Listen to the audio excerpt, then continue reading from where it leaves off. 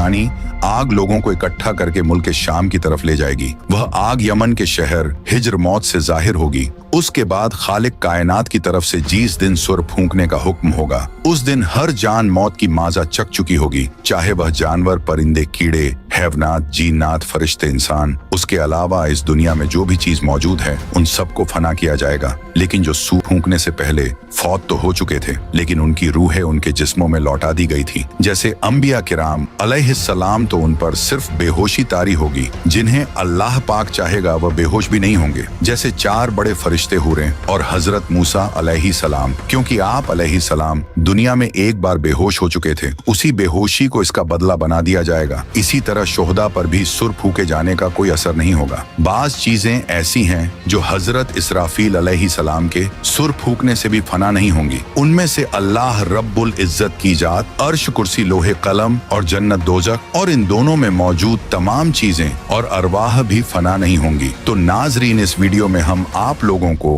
कयामत के वक्त कब्र से लोग किस किस हाल में उठाए जाएंगे से लेकर पुल सीरात पर से किस हाल में गुजरेंगे आप लोगों को बताने वाले हैं। तो आप लोगों से गुजारिश है कि इस वीडियो को पूरा जरूर देखें और लाइक, कमेंट, शेयर करके अपने दोस्त, घर वालों को भी जरूर दिखाएं। तो मेरे प्यारे दोस्त, पहली मर्तबा सुर फूकने की वजह से जब तमाम मखलूक खत्म हो जाएगी और सिर्फ अल्लाह रब्बुल इज्जत की जात बाकी रह जाएगी, तो अल्लाह तबारक व ताला आसमानों को अपने दाएं दस्त कुदरत में लपेटकर 3 मर्तबा इरशाद फरमाएगा, आज के रोज बादशाही किसकी है, आज के रोज बादशाही किसकी है। फिर एक तबल सन्नाटे के बाद अल्लाह रब्बुल इज्जत खुद ही इरशाद फरमाएगा, आज के रोज बादशाही अल्लाह वदौवाद की है। फिर जब रब ताला की मर्जी होगी तो फिर से इस्राफिल अलैहिस्सलाम को उठाएंगे। अब उन्हें दोबारा सुर फूकने का हुक्म होगा। पहली बार सुर फूकने के 40 साल बाद दूसरी मर्तबा लोगों को कब्रों से उठाए जाने का सुर फूका जाएगा और सुर की आवाज नफक सानी की गर्जदार आवाज नफक अव्वल से भी ज्यादा होगा, जिसे सुनते ही आदम अलैहिस्सलाम से लेकर कयामत तक जितने भी जान आए थे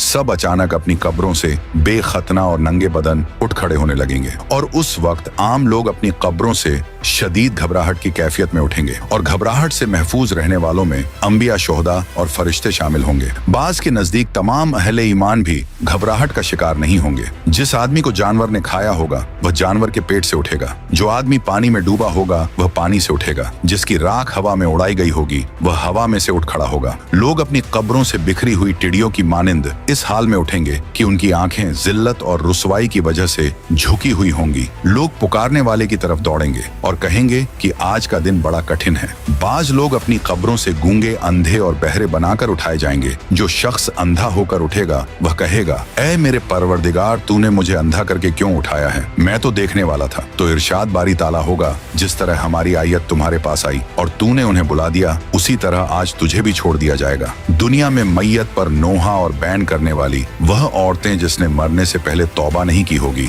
वह अपनी कब्र से इस हाल में उठाई जाएगी कि उसके जिस्म के ऊपर गंधक का लिबास होगा और वह अपने जिस्म को खुजली करके जख्मी कर रही होगी। और काफिर अपनी कब्रों से बड़ी जिल्लत और रुसवाई के साथ उठेंगे। उनकी आंखें झुकी हुई होंगी और वह अपने मकाम हिसाब की तरफ दौड़े जा रहे होंगे। अहले ईमान अपनी कब्रों से बेरीश, बेमूंछ और सुरमगी आंखों के साथ 30 साल की उम्र के साथ उठेंगे। अल्लाह की राह में जख्मी हुए लोग कयामत के रोज इस हाल में आएगा कि उसके खून का रंग तो खून जैसा ही होगा, लेकिन उससे कस्तूरी की खुशबू आ रही होगी। हालत एहराम में फौत होने वाला हाजी अपनी कब्र से तसब्बिये कहते हुए उठेगा। हर आदमी कयामत के दिन अपनी कब्र से मौत वाली हालत और नियत के साथ उठेगा और कब्रों से निकलने के बाद लोग घबराए हुए फिर रहे होंगे, लेकिन कहीं बचकर नहीं जा सकेंगे। कब्र से उठते ही 2 फरिश्ते हर इंसान को दबोच लेंगे और फिर उसे हाँकते हुए मैदान हश्र की तरफ चलेंगे। कुछ लोग अपनी कब्रों से उठकर पैदल मैदान हश्र को पहुंचेंगे और बाज लोग सवारियों पर सवार होंगे। नबी अकरम सल्लल्लाहु ताला अलैहि वसल्लम ने इरशाद फरमाया कि उस वक्त लोगों को 3 गिरोहों में तकसीम करके मैदान हश्र में इकट्ठा किया जाएगा। एक गिरोह वो होगा जो जन्नत का शौक रखने वाला होगा, दूसरा गिरोह वो होगा जो जहन्नम से डर रखने वाला होगा। यह दोनों गिरोह मुसलमानों के होंगे और इनमें से कुछ एक ऊंट पर 2 सवार होकर मैदान हश्र में पहुंचेंगे। कुछ लोग एक ऊंट पर 3 सवार होकर, कुछ एक ऊंट पर 4 और कुछ लोग एक ऊंट पर 10-10 सवार होकर पहुंचेंगे। काफिरों को एक आग हाँक कर मैदान हश्र में ले जाएगी। रास्ते में जहाँ कहीं यह लोग थक हार कर आराम के लिए ठहरेगा तो वह आग भी ठहर जाएगी। जहाँ यह लोग रात बसर करने के लिए ठहरेगा तो आग भी वहीं ठहर जाएगी। और जब ये लोग चलने लगेंगे तो आग भी इनके पीछे होगी। और उनमें से कुछ लोग अंधे और बहरे होने के बावजूद मुंह के बल चलकर मैदान हश्र में पहुंचेंगे। हजरत अनस बिन मालिक रजी अल्लाह ताला अन्हु से रिवायत है कि एक आदमी ने अर्ज किया, ऐ अल्लाह के नबी, काफिर अपने मुंह के बल